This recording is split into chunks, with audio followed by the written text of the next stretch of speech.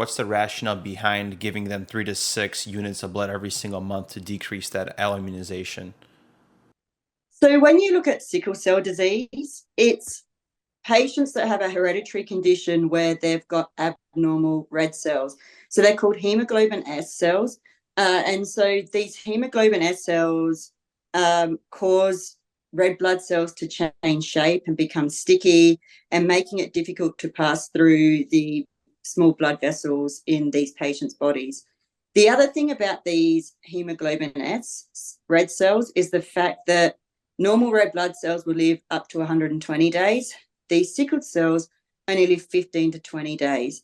So the reason why we do transfusion therapy for these patients is to give them more healthy red donor cells, which will increase oxygenation and decrease that anemia, which will decrease some of the symptoms these patients have from their disease. So there's two ways that the transfusion therapy can happen. Sorry, there's three ways. The first way is something called simple transfusion, where the patient will just come in usually once or twice a month and just have an infusion of red cells. That's great because it's going to increase the oxygen carrying capacity and increase their healthy donor cells to keep them healthier. But what can actually happen with that is the fact that if you keep infusing red cells, we're going to run into iron overload. So then the patient might have to have chelation therapy, which, can sometimes cause GI upsets and things like that.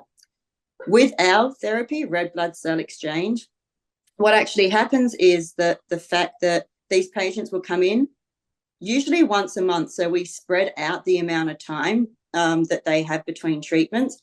They'll come in and we actually exchange the blood. And that's the big difference. So as we're pumping blood into our therapeutic Optia machine, the red cells go up to the waste bag and we're just exchanging healthy donor cells back.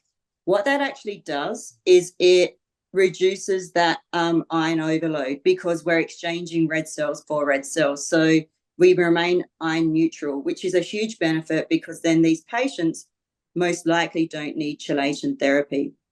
And so even though we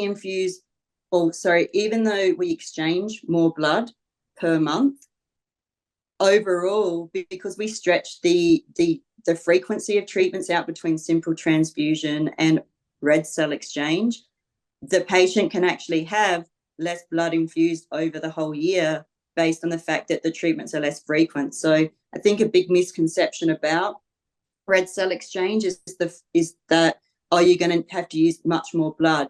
Although it's usually more blood per exchange, if you look at that over a year, it's generally not as much blood, just depending on the individual patient and how they're being treated. But the main goal of transfusion therapy is to increase the oxygenation of blood and to increase the amount of healthy donor cells, healthy red cells that are in with the patients.